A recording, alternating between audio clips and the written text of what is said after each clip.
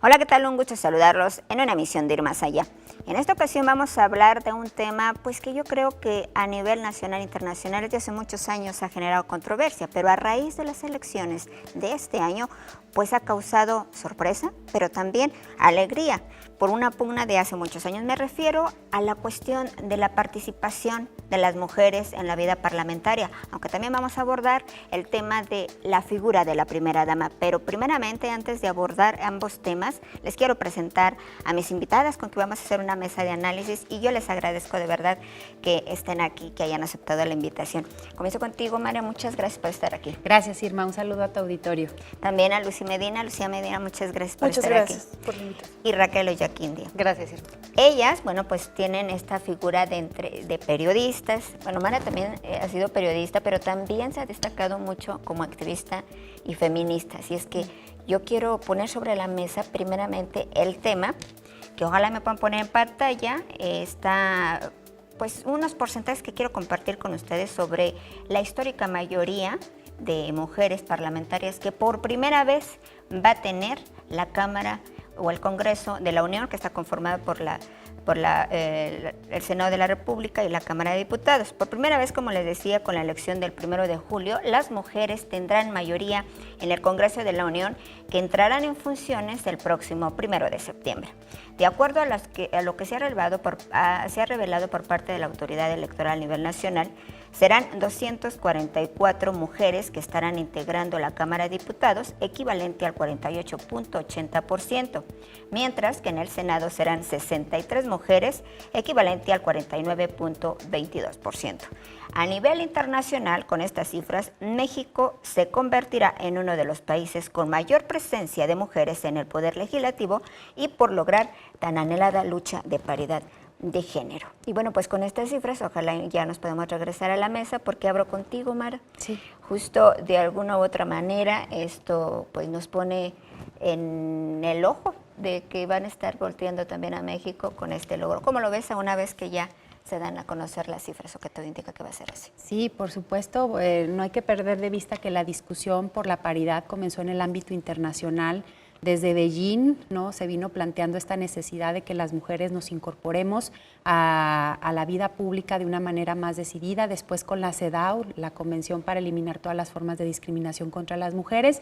Y bueno, los varios informes de esta comisión. México se sube al tren de las reformas en este sentido, derivado de un movimiento feminista activo, de un movimiento amplio de mujeres, también hay que decirlo, porque no todas quienes apoyan la paridad son feministas, son mujeres políticas que en determinado momento pueden tener alguna otra ideología que no sea feminista. Y bueno, como resultado hoy vemos estos números que tú citabas de manera muy precisa, ¿no? Hoy las mujeres somos casi el 50% en la Cámara de Diputados y en la Cámara de Senadores.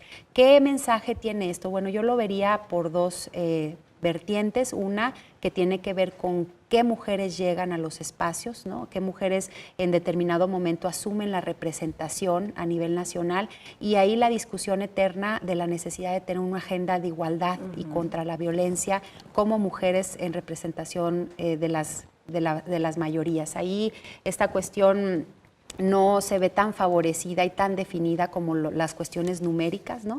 Desafortunadamente vemos que en determinado momento no necesariamente se responde a una agenda feminista o en pro de los derechos humanos de mujeres y niñas, sino que también tiene mucho que ver quiénes son los coordinadores de bancada, de qué partido político vienen, y en ocasiones termina supeditándose ese interés por los derechos humanos a el mandato de los partidos políticos. Entonces creo que esa es una parte muy interesante, porque llegan mujeres muy destacadas en el movimiento feminista feminista a la Cámara de Diputados Marta Tagle, que es una de las personas que más luchó por la paridad en México a partir del movimiento Mujeres en Plural, que ya fue senadora y fue cercana a las causas de las mujeres y a las causas en general de la sociedad civil.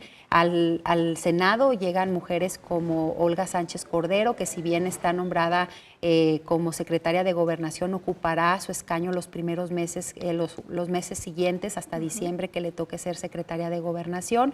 Entonces eso nos indica que puede haber posibilidades de incidir. Está Patricia Mercado también, que es una mujer que ha dado una lucha desde el movimiento feminista de muchos años, desde que tiene 20 años ha estado apoyando abiertamente causas como el aborto, ¿no? Sin ninguna, digamos, doble moral o doble discurso, lo ha hecho abiertamente y de manera muy decidida. Yo creo que va a haber sorpresas interesantes, creo que las mujeres tienen todo para agruparse, para formar un bloque interesante con propuestas sustantivas, y eso es al final de cuentas lo que esperamos, porque si bien el hecho de que haya un número igual de hombres y mujeres es muy importante, porque la representatividad es un derecho de las mujeres, cambia la percepción de los niños y las niñas cuando hablen un periódico o ven la televisión y ven mujeres ahí representando, ¿no? Creo que lo comentábamos precisamente con Raquel hace unos momentos, cómo los niños y las niñas en Islandia. ¿No?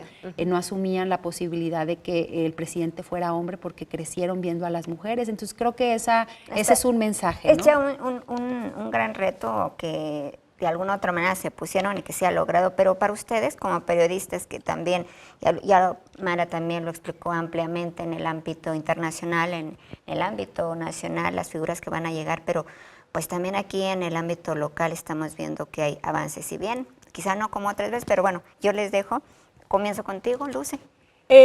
Me parece sin duda que es una buena noticia, justamente por lo que comentaba Yamara, entre otras cosas por la percepción que genera, porque contribuye a crear una cultura de equidad. Sin embargo, no soy yo tan optimista en esos términos, porque creo que por cómo se han dado las cosas, se ha ido sofisticando, digamos, este fenómeno que llamaban hace unos años de las Juanitas.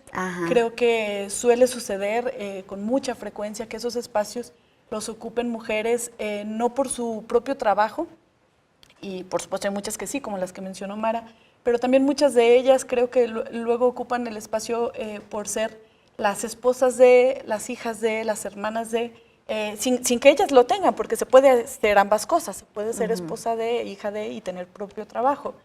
Pero muchos de esos espacios a veces me parece a mí que son cooptados por estas personas y no son más que una forma más elaborada con frecuencia de este fenómeno de las Juanitas, de dar en los partidos la cuota de poder a un hombre, y ese hombre, bueno, ante la imposibilidad de asumir él mismo la representación, coloca a una mujer. Y bueno, en esta elección vimos también un fenómeno tal como el que incluso los hombres se hicieran pasar como mujeres trans para poder colocarse, lo cual me parece que es un sintomático de que quizá, a mí me parece que estamos abordando el punto políticamente al revés. Yo creo que el que las mujeres participen en política tendrá que fomentarse más, y esta es una forma de hacerlo, pero no suficiente, en mi opinión, desde la casa, porque finalmente para poder participar, ellas resuelven muchos asuntos antes de poder irse al meeting, a la asamblea o a cualquiera de las cosas que se tienen que hacer en la política. Y para ti, Raquel, ¿cómo estás viendo todo este panorama?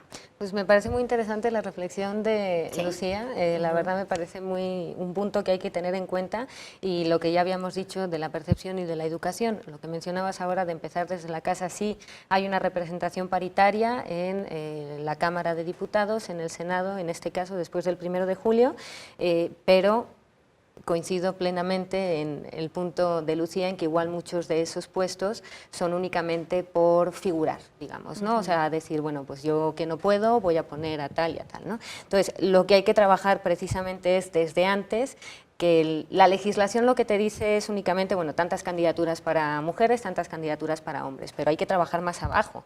O sea, realmente quiénes pueden acceder a esas candidaturas, no solo por ser mujer, para evitar este tipo de situaciones. O sea, tiene que haber una preparación, tiene que haber una trayectoria, pero me parece que es un paso importante el que se dio después del 1 de julio, porque genera esa percepción y esa posibilidad de que las nuevas generaciones vayan viendo esto como algo normal. Y quisiera que también retomáramos algo, fuera de cámaras decías algo importante, que aquí se tuvo que hacer unos ajustes, al menos en el órgano electoral, justo para poder cumplir con esa paridad, y que incluso generó algunas molestias de algunos partidos políticos porque bajaron a los hombres. Tú estuviste incluso ahí en esa discusión. O sea, de alguna u otra manera no les pesa mucho todavía la cuestión de paridad. Hay muchas resistencias. Es un tema que ha generado polémica a nivel local, el tema de las diputaciones, principalmente, igual brevemente para poder explicarlo,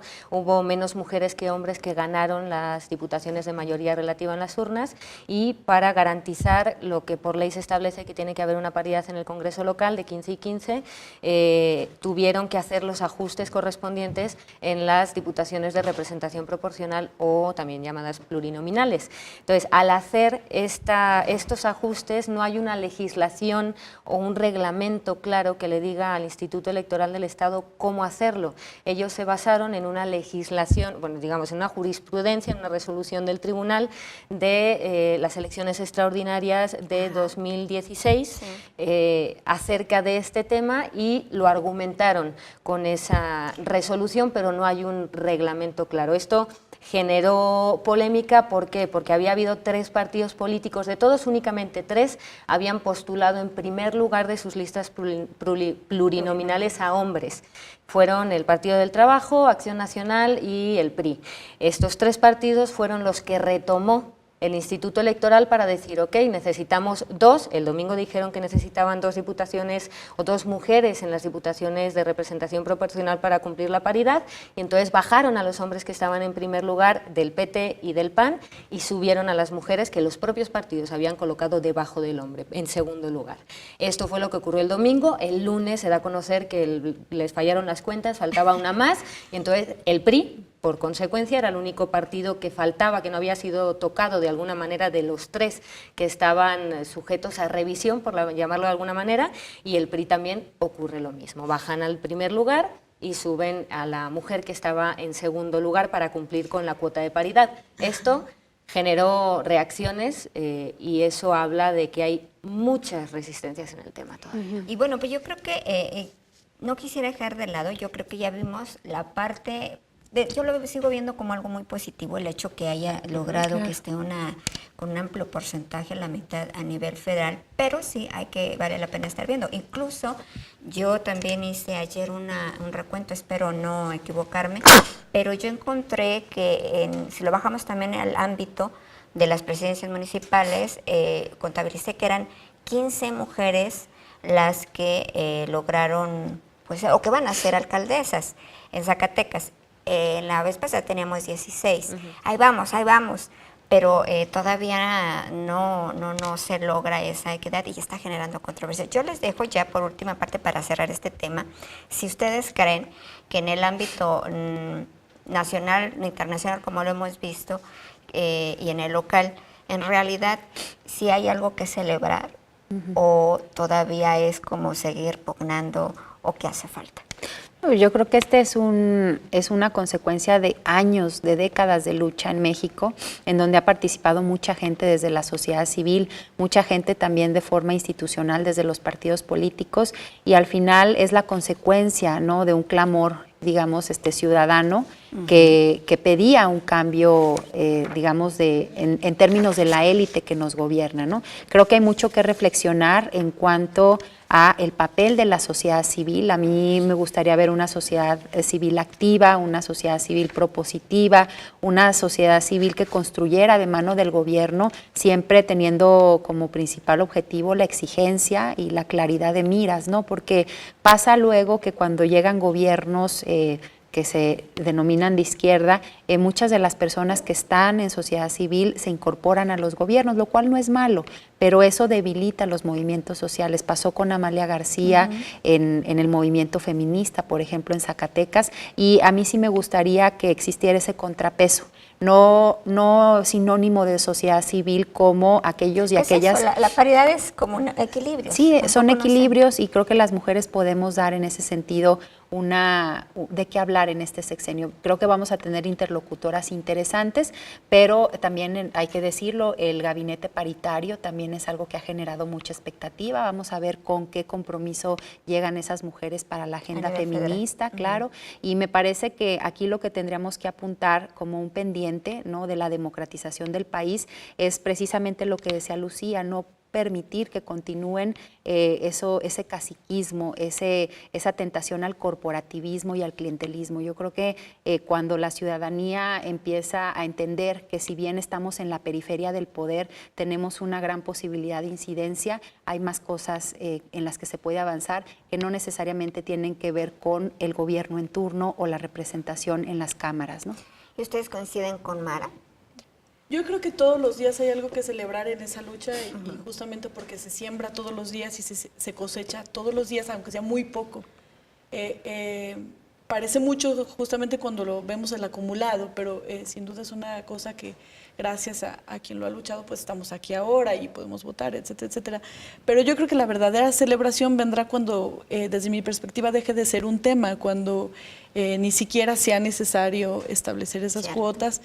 Y además porque a mí me parece importante también el principio ideológico por encima del género. Incluso, como bien apuntaba Mara, no todas las mujeres que están ahí representan o tienen interés de defender algunas de las cosas por las que más han luchado las mujeres en este país.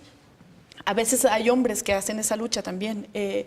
Entonces me parece que la verdadera celebración la tendremos ese día, cuando no sea necesario esto y se haya resuelto, en mi opinión, de raíz el asunto de por qué las mujeres no están ahí y, por supuesto, cuando esa agenda sea extendida para todos, no sea una cosa de un sector.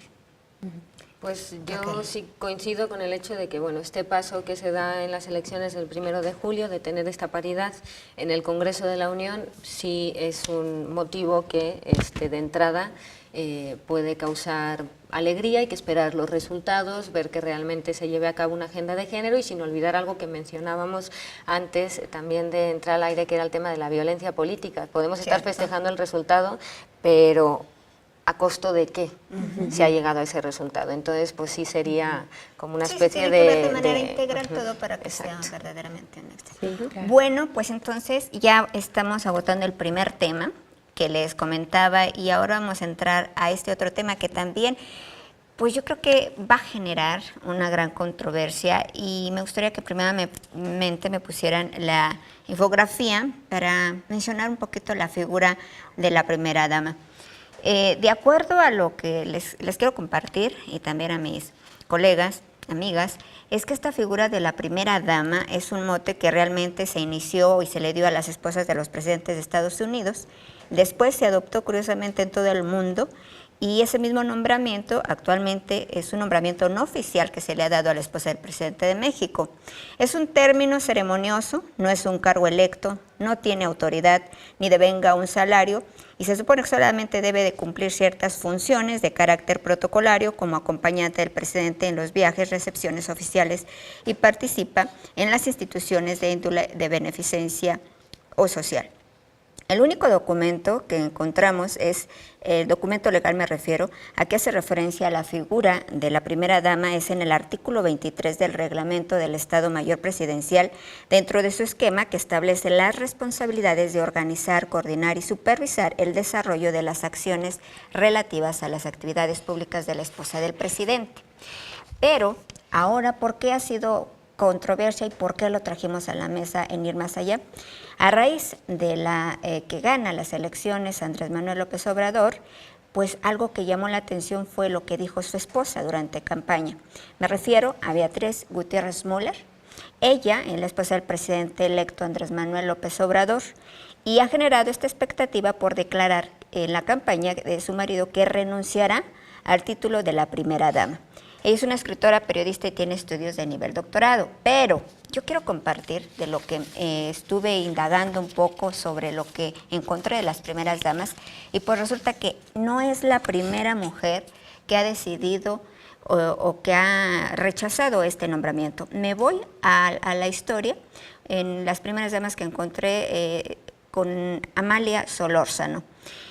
Desde principios del siglo XX, pues las esposas, como ya les había dicho, de los presidentes de México se han caracterizado por estar encabezando instancias públicas que en su momento se llamó el Instituto Nacional de Protección a la Infancia, el INPI, y posteriormente se convirtió en el DIF nacional. Sin embargo, y desde entonces se le decían primeras damas. Sin embargo, Amalia Solórzano, esposa del general Lázaro Cárdenas, rechazó ser llamada primera dama. Ella asumió el papel de quedarse en casa a cuidar a sus hijos y otros huérfanos y tuvo un papel muy discreto y participó principalmente en actos de solidaridad. Otra de las que también rechazó este nombramiento fue María Esther Zuno Arce. Ella es la esposa del presidente Luis Echeverría Álvarez. Ella pues prácticamente prefirió que se le llamara compañera y nunca primera dama. Incluso se le ha considerado como la más sencilla de las primeras damas de México, vestía sin joyas y recibía a los invitados extranjeros con atuendos típicos de la nación. Incluso daba agua de Jamaica en las recepciones oficiales. Sin embargo, donde comienza a cambiar el panorama en nuestro México es justamente con la sucesora. Me refiero a Carmen Romano Nolco. Ella, la esposa del presidente José López Portillo, tuvo una gestión plagada de excesos y extravagancias. Ella fue la que creó el Sistema Nacional para el Desarrollo Integral, el DIF, y exigió, por eso es que lo encontramos ahí en el Estado Mayor Presidencial, ella exigió que se le brindara seguridad por parte del Estado Mayor Presidencial e incluso mandó remodelar con lujos Los Pinos. Una pianista descendiente de familia francesa, española y alemana, pero tenía mucho gusto por la música y algo que dejó bueno por la música y las artes fue el Fondo Nacional para las Actividades Sociales. Después nos pasamos de ella a otra mujer que también ha destacado por generar gran controversia y ella es Marta Sagún Jiménez. Esposa del presidente Vicente Fox, se distinguió por su intenso protagonismo político al grado de generar polémica, de tener aspiraciones a suceder a su marido en la presidencia. Ella también mandó a hacer remodelaciones en Los Pinos, generó escándalo incluso con la adquisición de toallas que consideró o que a la hora de que se investigaron pues tenía altos costos y eran hasta cortinas y toallas importadas. Ella no presidió meramente el DIF nacional y se desempeñó más en actividades de la beneficencia social a través de la Fundación Vamos México. Y por último, tenemos a la actual primera dama que tenemos a ver, aquí ya me perdí con mis hojas, pero pues estamos hablando de Angélica Rivera, actualmente la esposa del presidente Enrique Peña Nieto. Ella, todo el mundo lo sabemos, actriz de televisión. Y el escándalo mayor que la ha puesto en el ojo del huracán es el posible conflicto de interés en la compra de una millonaria residencia conocida como la Casa Blanca. Y aunque se ha limitado a su papel protocolario como acompañante de su marido, también ha dado de qué hablar por los exclusivos y costosos vestuarios de marcas internacionales. Y bueno, pues ya hicimos este recuento. Ya vimos que en efecto la esposa de López Obrador no sería la primera que ha renunciado a este mote, este nombramiento, y este es algo que les quería comentar, compartir, y en base a esto, pues, ¿qué es lo que opinan con lo que anunció primeramente ya, incluso de crear y quitar ya esa figura de la primera dama? No sé quién guste comenzar. Se los dejo en la mesa. Bueno, yo sí en particular creo que la renuncia debe estar en los hechos. A mí me parece que es sobrado el comentario y sobre todo viniendo de ella. Francamente decir que creo que quien jugó en ese papel, el papel que a mí más me gustó fue la esposa justamente de Ricardo Anaya, justo por no aparecer. Mi resistencia a esa figura es sobre todo mi ideología republicana, porque me parece que esta idea de que tengan que consistir en un matrimonio y una especie como de familia real da un mensaje pues como si no se votara por una persona o incluso por un partido político, por una ideología, lo que sea, sino por un matrimonio.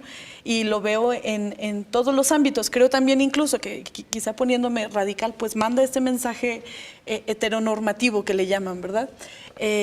Yo sí creo que debe desaparecer como tal. Me parece que hacemos muy flaco favor los medios de comunicación también cuando le damos un papel como de reina o su equivalente a estas figuras, porque luego a veces cometen o dan sus opiniones políticas y son interpretadas justo por como ellas mismas han sembrado, como una opinión extendida de su cónyuge, ¿no?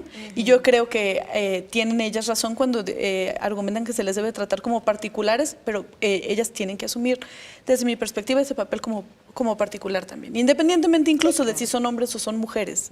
Es un asunto más bien, en mi opinión, con respecto a la laicidad y a la figura republicana. Tú lo que crees es que en realidad la mejor forma de demostrarlo es que no aparezcan. Exactamente, y creo pero que... ni siquiera en los actos protocolares. Bueno, puede ser, ahí puede haber cierto protagonismo, porque además entiendo que no todos los sistemas políticos del mundo tienen el nuestro. Entonces puede ser protocolarmente aceptable eso. Lo que me parece mal es que si el gobernador o el presidente no está, sea el cónyuge quien toma el papel central en eso, o que se hable políticamente de eso. Incluso diría yo que también es una cosa que ha sucedido, que brinden informes, por ejemplo, porque su papel es honorífico, ¿no? Sí, hay un director para eso. No, pues coincido plenamente. Justo cuando mencionabas el tema de la realeza, era una reflexión que yo hacía antes de venir, sí, aquí a esta colaboración, platicaba con mis familiares allí, decía, pues bueno, ¿no? O sea, ¿cómo se maneja esto? Vamos a ver las diferencias, hacíamos como una reflexión, y los que están allí, que están más metidos en la vida política de allá, dice, pues a mí lo que me estás platicando de cómo se maneja el tema de la primera dama y del matrimonio en el poder en México, me suena más a los reyes de España que a un presidente del gobierno, ¿no? O sea, porque si bien comentabas al inicio en este recuento de la historia de las primeras damas, sí es una figura que viene de Estados Unidos, se exporta al mundo, pero no todos los países la tienen. O sea, en España no hay una primera dama, en Francia, en Alemania, o sea, no hay primeras damas, no es una obligación que la mujer sea la primera dama y que sea presidenta honorífica de una dependencia que ya tiene a su propio titular. Y que vale la pena que cuando hice este recuento yo me sorprendí, por eso la destaqué a esta mujer cuando ella que fue la que ordenó que quería el sistema, porque era como tener a su cargo, aunque ahí dice que no deben de tener ni poder, ni mando, pero finalmente a través del DIF finalmente logró las mujeres o las primeras damas o las esposas de los presidentes tener mando, aunque sea aparente que no lo es, que sea honorífico, en realidad sí lo hay. Al grado que decía que cuando yo me entero, porque dije, pues ¿dónde está? En el Estado Mayor Presidencial, en efecto me metí y ahí está una área, creo en la parte de sexta donde dice un encuadre sexto, que debe de tenerlo. Entonces, desde ese momento, cuando se le destinan meramente tratos especiales como una realeza, porque ellos van a donde van las mujeres y sus hijos, incluso esas, aunque no tienen un sueldo, sí tienen una partida presupuestal para alimentos, para vestido, que simplemente, como bien dices, ahora incluso esta Angélica Rivera ha sido a nivel mundial comparada como las mejores vestidas comparadas con Leticia, con la reina Leticia. Entonces estamos a un nivel que yo digo, ¿de verdad vale la pena estar en esto gastando tanto dinero, aunque sean honoríficas? ¿O tú cómo lo ves, Mara? No, a mí me parece que digamos, popularidad de la figura de la primera dama en México a partir de la adaptación de la figura que nació en Estados Unidos tiene que ver también con esa tentación de vernos a las mujeres como el llavero de, ¿no? Como la persona que el titular o el hombre, ¿no? Lleva a cualquier lugar y bueno, es bonita pero es discreta, es inteligente pero no opina, ¿no? Entonces pedir siempre, ¿no? Y mover a las mujeres en esa dualidad eterna, porque tú misma lo decías, cuando una primera dama toma un papel protagónico es excesivamente criticada, ¿no? Incluso con expresiones de odio hacia su género, ¿no? Hacia esa conformación, digamos, pública de las construcciones culturales. Y a mí me parece que yo coincido con la opinión de ambas. La idea del republicanismo nos debería dejar en claro que nosotros y nosotras votamos por una persona, sea hombre o sea mujer, para la presidencia, y no debe haber tentación ni de la primera dama, ni de los hermanos, ni de los parientes, que lo hemos visto también históricamente, de de influir en las decisiones públicas, de hacer negocio con las influencias, ¿no? Porque no solamente es de la primera dama, ya lo veíamos con los hijos de Marta Sagún, por ejemplo, con el hermano de Carlos Salinas de Gortari, o con tantos ejemplos tan vastos que tenemos en la historia de nuestro país. Entonces, sí creo que es una tentación, ¿no? De decir, ya llegamos al poder y ahora sí, digamos, la descendencia y los parientes se van a beneficiar de esta situación. Ahora, yo me pregunto cuando dice esta Beatriz, la esposa de López Obrador, que busca que se elimine. De entrada, no está reconocida ninguna ley. Yo espero, porque insisto, donde está, y eso, y dice primera dama, es en el Estado Mayor Presidencial. Y eso para que le otorguen esa. Desde ahí yo creo que para demostrar es quitarla. O sea, el Estado Mayor Presidencial se obliga a una reforma, porque incluso el mismo Estado Mayor Presidencial, que es los que se encargan de resguardar al presidente y su familia, aparte a los secretarios de Estado, pero me refiero en ellos en específico, tienen muchos privilegios. Y desde ahí se ve entonces que hay un trato especial para lo que son el presidente y su familia. Entonces, al momento de que yo empecé a leer estas de las primeras damas, como Carmen Romano, que incluso por ser una pianista, llevaba a todas partes donde tenía que acompañar al presidente el piano, o sea, había un avión que tenía que transportar el piano porque ella tenía que tocar, para sentirse, no sé, pero ella lo tenía que hacer. También leía que ella, si iba de compras a tal boutique, ordenaba cerrar las tiendas para poder ella estar libremente. Por donde pasaba tenía que abrírsele las puertas. Desde ahí hay un exceso de poder que se les otorga. ¿Cómo lograr quitarlo? Si aunque no está en una ley, se hace. No sé. No sé quién quiere Yo empezar. creo que he de decir que a mí no me parece del todo mal que haya protección a su seguridad. Claro. No, sí debe Entiendo de haberlo. que son parte, y a ellos y a sus hijos.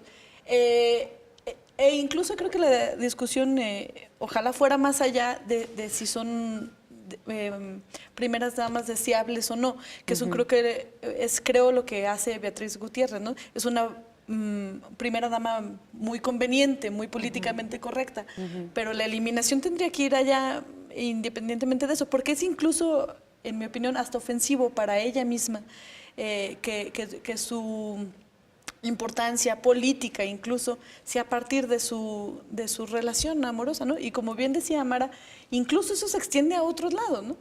Pero mientras las mujeres, yo creo que seamos partes de este juego y queramos ser reconocidas a partir de nuestros parentescos o nuestras relaciones, pues estamos haciendo que esta figura permanezca más allá de las leyes, ¿no?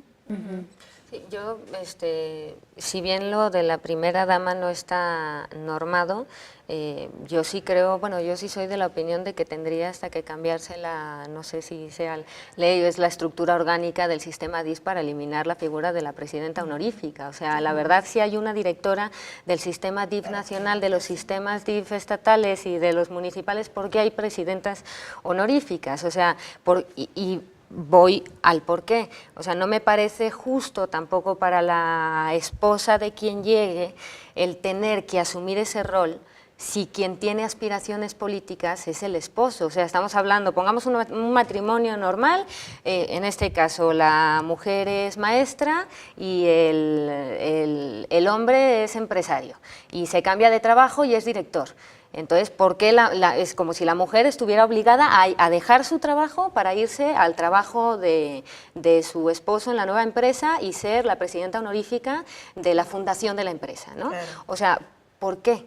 O sea, están orillando a las mujeres a renunciar a sus aspiraciones de alguna manera, porque ella ya ha dicho que va a seguir con lo suyo, o sea, ella va a seguir dando clases, se va a dedicar a su hijo, y eso es a mí lo que me parece bien, ¿no? Sí. O sea, eso debería es hasta ser. renunciar a los protocolos, que no tendría por qué estar obligada a acompañarlo a los viajes. Si ella quiere y no puede y no va. O sea, es ahí yo creo que quitar todos esos protocolos que bien decían, es como llevarla de adorno, como no darle realmente un valor, por más joyas y que se pueda poner, finalmente no se le está dando el verdadero valor. ¿Es así? ¿En eso coinciden? ¿O qué tendría que hacerse para...? Porque bueno, estamos viendo de que incluso en ese parte del libro que leí, es de la suerte de la consorte, que te hace un recuento no solamente desde ahora, en el siglo XX, siempre ha existido realmente de cómo ha estado la mujer a un lado, a veces sumisa, a veces no lo sabemos, pero nunca ha tenido ese real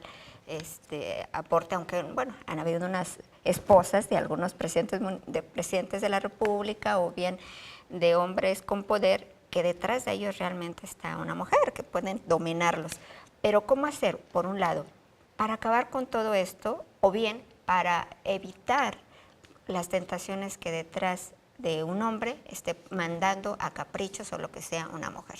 Pues es que esa es una transformación social, ¿no? ¿Se Estamos podrá hablando, lograr rápido? por supuesto, las mujeres estamos avanzando, a veces hay retrocesos en el ámbito del gobierno, del Estado, ¿no? En términos de que avanzamos en la progresividad de nuestros derechos y luego vienen momentos difíciles porque se ocupan las posiciones por gente que tiene una ideología contraria a los derechos humanos, y hay que decirlo, pero creo que la sociedad está avanzando más, de una manera más vertiginosa que el propio gobierno. O sea, vemos ahora las jóvenes estudiantes de secundaria, de preparatoria, de universidad, con otra concepción de sí mismas y con otra concepción de sus posibilidades. A mí me parece que eso ya de inicio marca la pauta para una diferencia. Qué bueno que esta primera dama tenga una trayectoria propia, que sea una mujer que se ha destacado en su ámbito. Y que de entrada es no llamar a la primera dama, porque es como decían, todas las demás son segundas. Son mujeres de segunda, ¿no? Y a mí me parece que a eso tendríamos que aspirar, a mujeres convencidas y libres de tomar decisiones. Es decir, si ellas deciden quedarse con los hijos en la casa, con las hijas y cumplir ese rol, perfecto. Si ellas tienen una trayectoria en el ámbito público, qué bueno, pero no, digamos, esperar a ser para ser, ¿no? Eso me parece que es lo peligroso, llegar al poder y entonces querer, digamos, hacer todo lo que no hiciste cuando eras un simple mortal o una simple mortal. Y repito, esto aplica no solo a las primeras damas, sino a la familia de las personas que se encuentran en cargos de toma de decisiones. Y que se debe de bajar también, no solamente que esperemos, yo creo que esa es la expectativa que vamos a estar, de cómo se logra eliminar todo esto, figura de la primera dama y sus beneficios que tienen, cómo bajarlo también a los ámbitos locales, a los estados, a los municipios. No sé, ustedes que tienen en esta propuesta que se está haciendo y cómo lograrlo y en qué tanto tiempo y de qué manera. Yo creo que sí llevará años, es un cambio, como bien decía Mara, es una transformación social y cultural que se marcará, mira, incluso diría yo, con cuando se deje este afán, por ejemplo, de aparecer como familia en las revistas sociales, ¿no? Claro. Siendo como un asunto de ser ejemplares para todos, tal cual como funciona la monarquía. Entonces yo creo que, y eso lo ve uno incluso en los candidatos de izquierda y en los partidos de izquierda. Que nomás de izquierda ves. Sí, y son parte de esa cultura. Entonces creo yo que sí tardará unos años y tendrá que empezar porque nosotros dejemos de exigir que cumplan ese papel ejemplar. Es a lo que me refería un poco, que nosotros al pedirles que tengan doctorado, que tengan ciertos requisitos, digamos, que son políticamente aceptados, estamos perpetuando justamente esa figura también. Entonces, sí creo que es una cosa que no sé si tendrá que venir de arriba hacia abajo, tendría que ser una demanda ciudadana también, Sí, creo. y aprovechar este momento puede ser. Es un buen momento para hacerlo. Sí, y ahora que preguntabas, no sé si de arriba o de abajo, pues de los dos lados, ¿no? O sea, la demanda social, pero también hacen falta cambios en cuestiones de protocolos, en cuestiones normativas, que vayan eliminando, digamos, esa necesidad de que la otra persona sea esposo o esposa, en el caso de los presidentes o de los gobernadores, las gobernadoras, que tenga que ir pegada. O sea, eliges a uno y el otro o la otra va pegada al cargo, ¿no? Entonces, eso hay que ir cambiándolo también en cuestión normativa y también desde abajo hay que ejercer la presión, pero creo que es importante que las personas también que están en esos cargos sean conscientes, porque luego vemos cuestiones que, por ejemplo, a mí, creo que a todas las que estamos en esta mesa, nos llaman la atención de ser nosotras mismas las que nos cosificamos, siendo Raquel de Para- X, ¿no? Desde ahí, O ¿no? sea, desde ahí también, ¿no? O sea, tiene que haber mucha conciencia. Creo que muchas veces somos nosotras mismas las que nos ponemos el pie en este tipo de cambios. Entonces sí tiene que haber, ahora sí que A mí me llama la modificaciones en atención, todo. ya me estoy diciendo que voy a entrar en la etapa final para las conclusiones, pero tú dijiste al principio algo muy interesante cuando preguntabas, tú que eres de España, y que esto se parece más a una realeza, a como a un comportamiento que ni siquiera no debería de estarlo fomentando. Tu estancia aquí, te lo pregunto aquí ya como periodista también, ves o sea, en México junto con España, que parecían hermanas, pero estamos agarrando lo que no debemos agarrar, o cómo mencionarlo. Pues hay cuestiones que son muy similares. El tema de la legislación en paridad de género que hablábamos en el primer bloque, eso es igual aquí, es igual en España. ¿Por qué? Porque es necesario que haya leyes mientras no haya una conciencia y una cultura plena, ¿no? Hace falta normar este tipo de situaciones para conseguir que las mujeres tengamos una representación como lo merecemos en los puestos públicos. Y en cuestión de si estamos agarrando lo malo, lo bueno, pues en estos ejemplos, creo que se ha mencionado varias veces en esta mesa, que digo, habrá personas que sí estén a favor de la monarquía, en contra, pero finalmente es una figura muy controversial. Aquí que no tenemos de facto una monarquía, Exacto. ¿por qué copiar esas prácticas? Exacto. Sí, porque por ejemplo, y menciona específicamente en la actual esposa del presidente, Angélica Rivera, que ya decidió, la única vez que apareció con un mensaje fue cuando aclaró lo de la casa, pero después, aunque no diga nada, ha sido muy criticada porque realmente se viste como una reina, o sea, adopta, y cuando le sacan o cuando empiezan las críticas es meramente por lo que viste, por lo que se gasta en vestidos que son altamente caros, cuando México tiene pues, lamentablemente una gran pobreza, que sería como un insulto. Entonces yo creo que esa parte también esperemos que con la nueva esposa del presidente, que ya no la quiero mencionar como primera dama, empiezan a cambiar y a quitar todos esos excesos. Y yo creo que ya voy a la parte final, en donde me gustaría ya cada una que mencionáramos su conclusión sobre el tema, o sea, qué es lo más destacable o lo que urge para que ya no sea algo que esté dando a la gente pues esta indignación. Comienzo contigo. Bueno, para mí la conclusión es que si bien se avanza todos los días, yo creo que se tiene que hacer mucho más trabajo en la vida cotidiana, en la calle. Incluso algunas cosas, en mi opinión, pasan por los derechos de los hombres, por ejemplo, con la licencia de paternidad, para que se impliquen en las cuestiones de ser padres, y también, por supuesto, en el trabajo doméstico. Yo creo que cuando logremos que ahí se trabaje más, lo demás vendrá por consecuencia. A mí me parece que ese es el reto hoy en día. Trabajo en lo cotidiano y en lo que viven además la gente que está en su día a día, que no tiene siquiera quizá aspiraciones de llegar a un cargo político. Raquel. Mencionando la palabra que decía Mara antes, como simples mortales, lo que podemos hacer es precisamente eso, con nuestro entorno, quienes tengan familia, con amigos, ir plantando esa semilla, ir mostrando las diferencias que existen, que muchas veces los hombres no son conscientes, porque me ha tocado pláticas que dicen, es que yo no sabía que tú tenías que pensar todos los días qué te vas a poner en función de por dónde vas a pasar, ¿no? O sea, ese tipo de cosas, ir haciendo conciencia de los micromachismos, ya no de cuestiones muy grandes, sino de esas diferencias que hay, y poco a poco vamos a ir cambiando nuestro círculo cercano, vamos a ir generando conciencia, y ya una vez vayamos generando conciencia, como decía, va a venir en consecuencia una mayor exigencia y una mayor participación que ahora podemos aprovechar con esa representación que vamos a tener amplia en el Congreso. No todas, igual están casadas con la causa feminista, pero sí las que lo tienen, aprovechar que están ahí. Sí. Mara, la conclusión que se nos... Sí, pues me parece que a México le ha salido caro ceder o dejarse seducir por esta cultura del espectáculo, ¿no? En términos de el papel que las mujeres jugamos en el ámbito público, lo vemos, nos salió caro el caso de Enrique Peña Nieto y su esposa Angélica Rivera.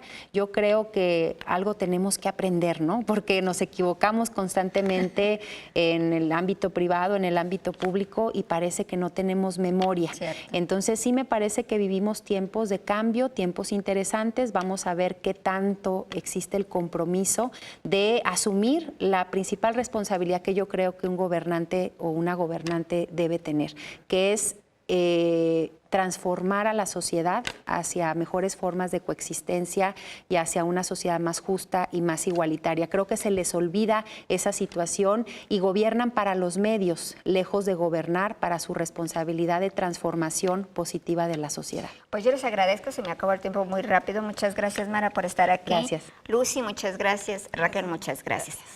Yo me despido y les recuerdo que la próxima semana tenemos una cita más en Ir Más Allá. Hasta luego. Hasta siempre.